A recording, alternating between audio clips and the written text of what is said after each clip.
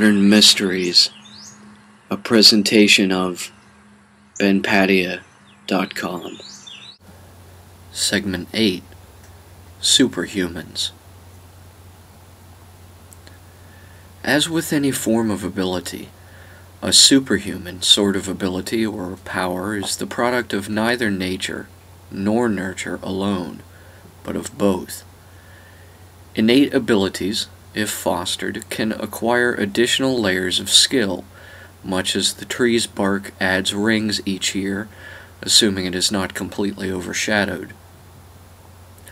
We may therefore classify levels of innate ability as rows and strata of acquired skill as columns, should we like to do so, and thus plot a mathematical matrix as they are used in modern quantum physics, or magic number square as the ancients called them, to demonstrate the relationships between the combinations of the varying elements involved. For example, if a person has a low level of ability and a low strata of skill, they can be classed by a code combining their ability and skill into a single integer. If a person has a high level of ability and a high strata of skill, they can also likewise be classed by a single integer, and the relationship relative to their inferiors on such a scale can be expressed in cold hard math. In such a system, so-called meritocracies, each has their own rank, earned by their motivation to apply their ability and skill to a common cause. The only lacking element in such a system is its heart and soul, its moral core or moral compass, its motivation for its adherents to behave rationally and ethically. Assuming, therefore, all measured subjects to be free actors, self-motivating only to the necessary extent that allows their actions to become measurable socially, we can see that a code combining a lower row and a higher column will average out to amount to the same sum as a higher row and lower column. And when we use this mathematical matrix to plot the progress of people, we find that low ability and medium skill can fake the same effects as medium ability and low skill. Likewise, we find, by applying this mathematical matrix to measuring innate ability and acquired skill, that opposite the least useful and least risky lot, those with low ability and low skill, is their equal mirror reflection juxtaposition, those with a high level of innate ability and a high strata of acquired skill. Such people are considered Code 6 in such a model, and are the masters to the novices of the Code 2s at entry level to such a system. There are codes both above and below those measured in such a mathematical matrix model, such as that for classifying self-styled water walkers, who attempt to imitate the skipping motion of a smoothly hydroplaning stone across the surface of calm water, using waterproof shoes and a unique style of gait and stepping. The water walkers are not superhumans. They are average people attempting to emulate, to imitate, and to copy superhuman type abilities. Thus, such people have a level of innate ability at their desired feat of exactly 0, and they are attempting, through practice, to develop a new skill by retraining their muscle memory for an alternative use. Thus, though they have 0 innate ability at their desired task, they have acquired a low level of skill at doing it. Because water walking is not a superhuman ability, but a superhuman skill, it can be acquired by average humans, and as it becomes a more and more common practice to attempt to attain this superhuman skill, it will gradually become less and less superhuman seeming, and more acceptable as a skill that was always within reach of average humans, but which had not until recently been attained toward, similar to the invention of airplanes by the Wright brothers based on designs by Leonardo da Vinci, their predecessor by some 400 years. Prior to the application of designs with wings to simple bicycle-geared models, the notion of air travel had been limited to only ideas based on balloons or kites. However, no one would nor should claim the Wright brothers were superhuman due to their skill in inventing a gear-driven aircraft.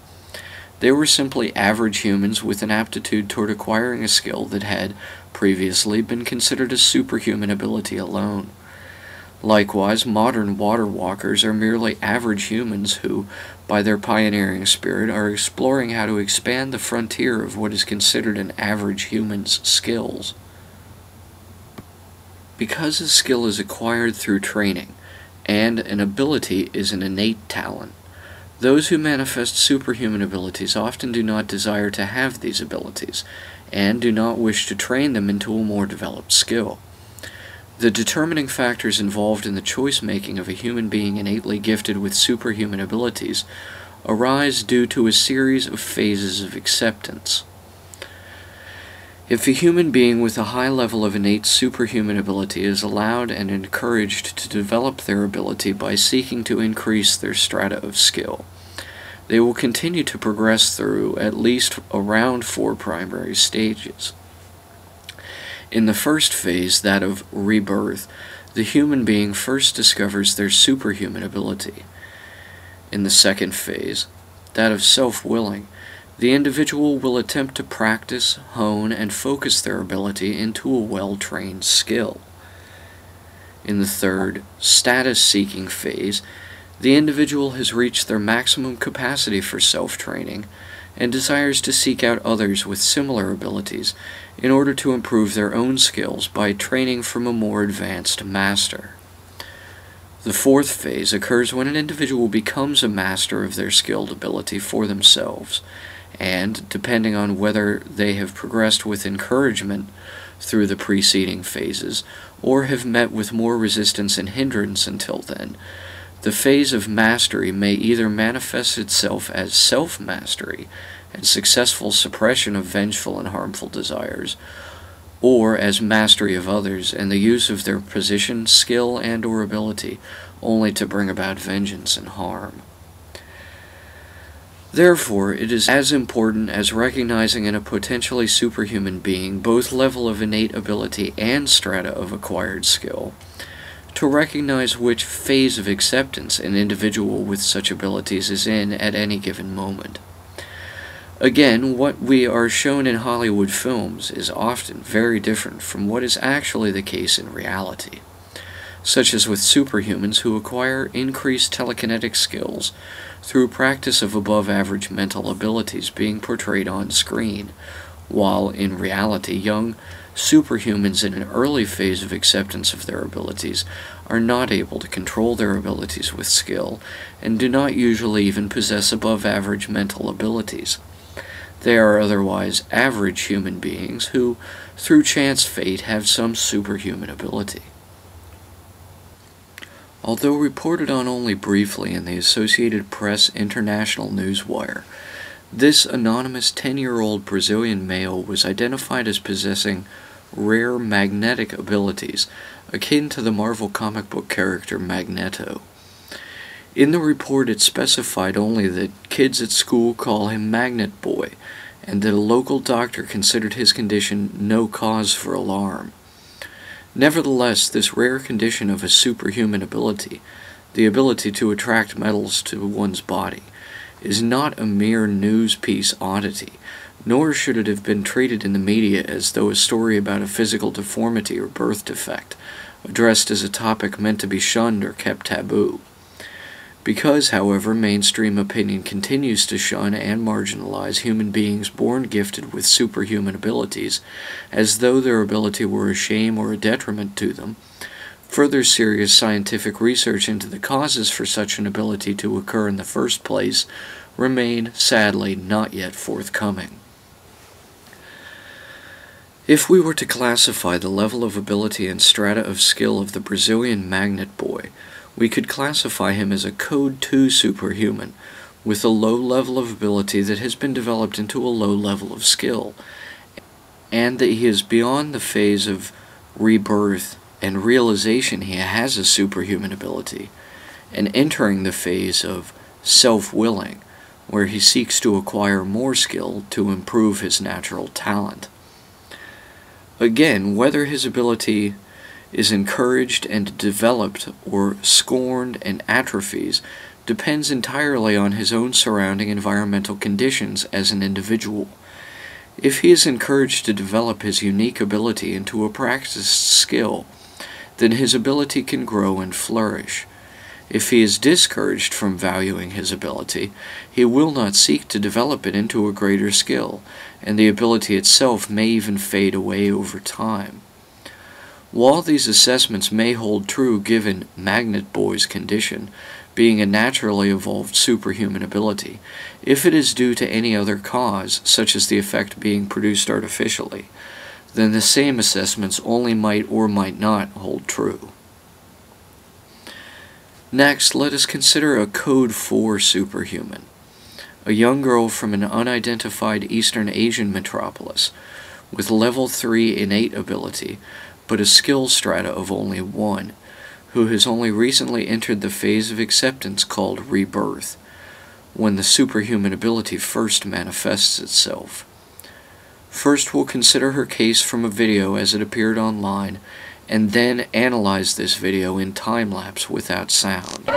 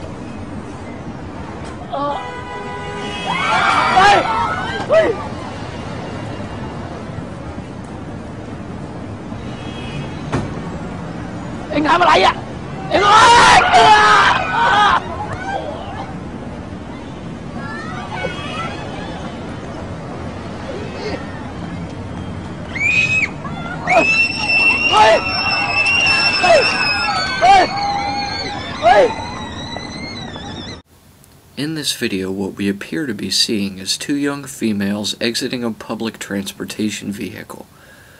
One of them seems to be agitatedly accusing the bus driver, or another passenger, of having made inappropriate physical contact with her. When the bus driver's friend begins to defend his associate physically, the accuser's friend reacts with what appears to be telekinetic, mind-over-matter ability to defend her friend from the bus driver's friend's attack. Because of the culture in which this event occurred, there are mixed emotions involved in the study of telekinesis as it relates to superhuman ability, as opposed to the study of paranormal phenomenon as they relate in general to the supernatural. There has been a belief in telekinesis in southern and eastern Asia for eons, and its substance has long been studied as chi energy there. However, there has also been, parallel to this, a long-standing superstitious and false belief that superhuman abilities or skills may be bestowed upon an individual through the practice of ritual magic and the making of a pact with a demon or ghost or some other form of supernatural force. The belief in devils and pacts being the cause for superhuman abilities is illogical in the extreme, and only leads to a cultural bias that marginalizes those naturally born with superhuman abilities.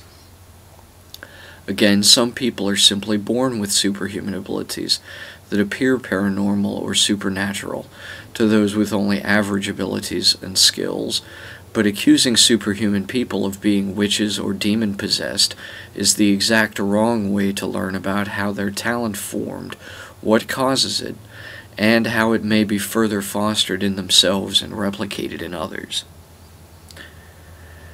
Next, let us look at another video, as before in full and then slowed down, of a Code 3 superhuman, again whose superhuman ability is telekinesis, or the ability to move physical objects mentally without direct physical contact with them. The superhuman telekinetic in this video appears to have gotten to the phase of acceptance wherein an individual begins to seek out others to learn from to improve their own skill level.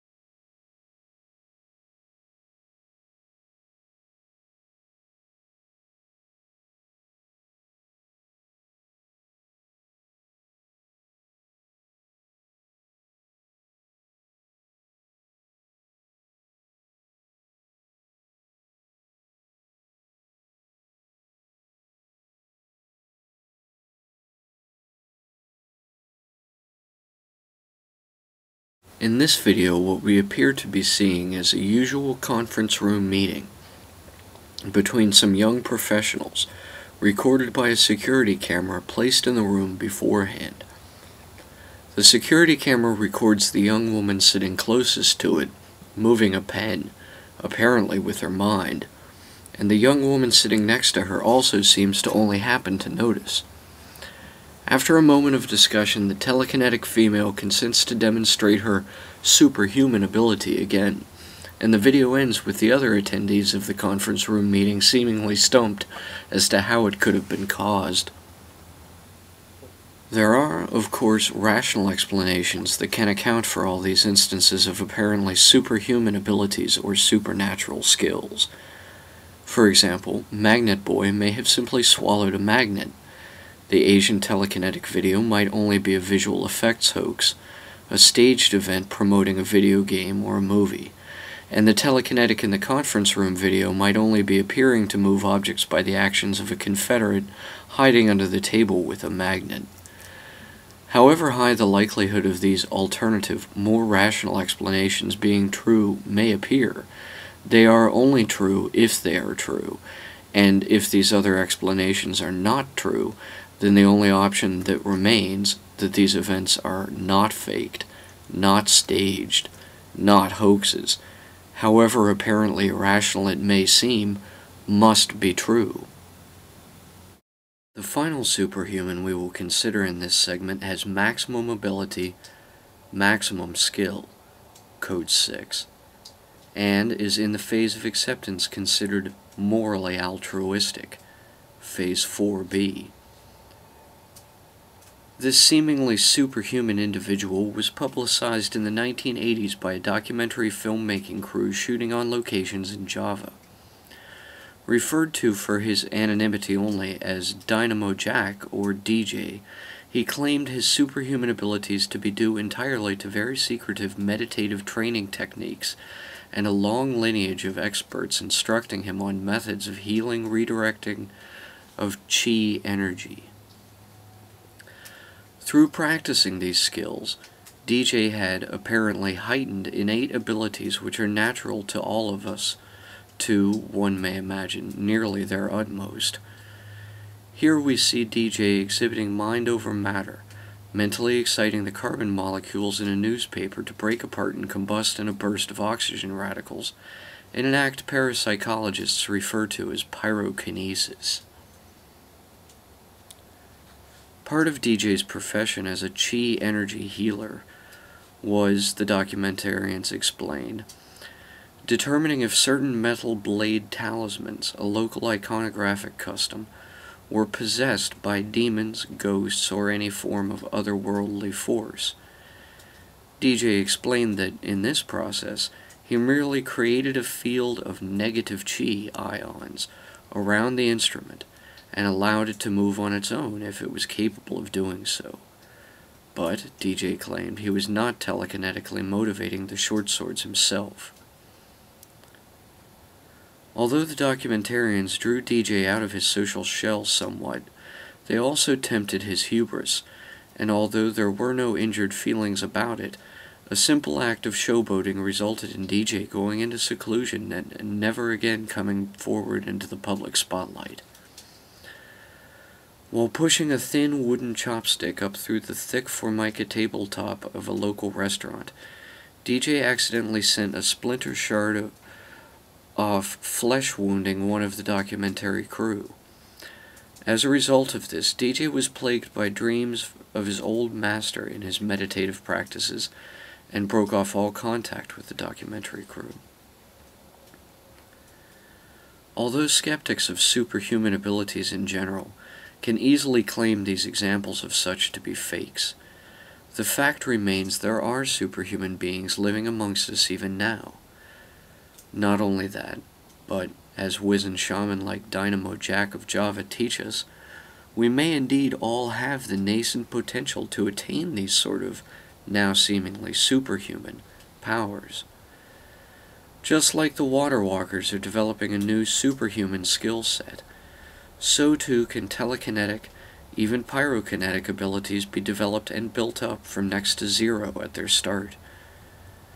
So, if we all have the potential to become superhuman, we should not fear those living amongst us who have superhuman skills or abilities.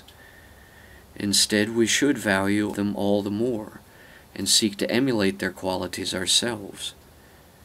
In this way, we may one day all become superhumans.